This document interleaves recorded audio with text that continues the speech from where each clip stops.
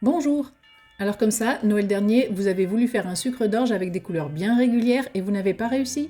Je vous livre ici l'astuce pour avoir un beau sucre d'orge impeccable.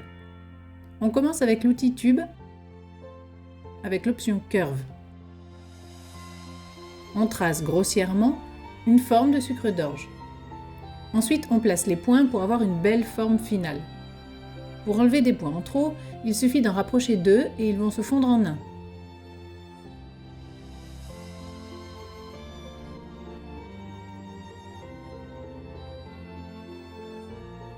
On peut régler le radius avec le point orange.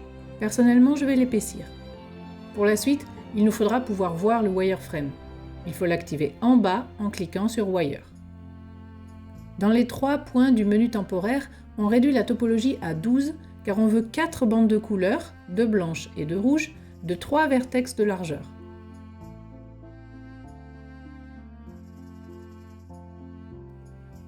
On active le twist 2 fois. En tirant sur un des points roses pour twister, ça vrille le wireframe et fait un guide pour nos bandes de couleurs. En tapant sur ce point de twist rose, on peut entrer directement un chiffre de rotation. Plus ce chiffre sera élevé, plus les bandes seront inclinées. À 1500, je trouve que ça rend pas mal.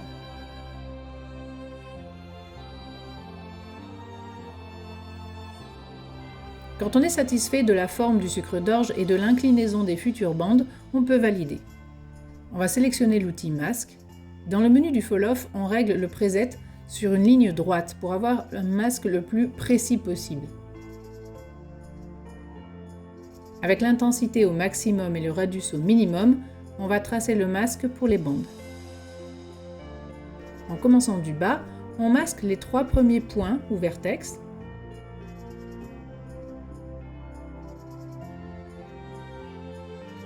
On laisse les 3 vertex suivants et on masque les 3 vertex d'après.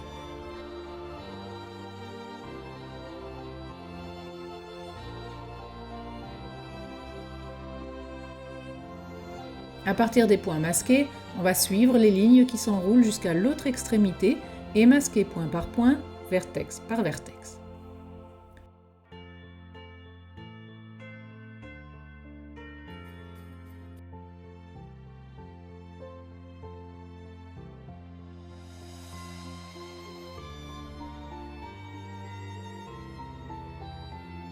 Une fois le masque terminé, on va dans Multi-résolution, Subdivide,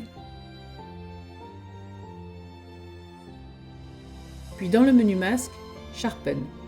Ça va redéfinir de façon très précise le masque. On ajoute un calque ou layer, on sélectionne une couleur, ici rouge bien vif, et Paint All. Ça va appliquer la couleur choisie sur les parties non masquées. Puis on efface le masque. On veut casser un peu les angles qui restent. Pour ce faire, on retourne dans le menu calque et on sélectionne le calque de base. On fait cette modification sur le calque de base afin de préserver la couleur et d'éviter de la modifier. Avec l'outil Flatten, on va aplatir légèrement les angles. Et avec l'outil Smooth, on finalise l'arrondi.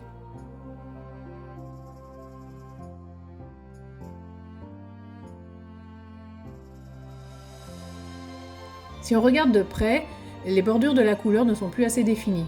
Il y a comme un petit liseré vilain.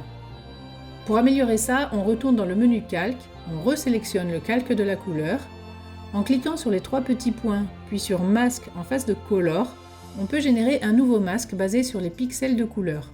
Dans le menu masque, on clique sur inverse pour avoir le masque sur les parties non colorées. Et en retournant dans la couleur, on peut refaire un Paint All.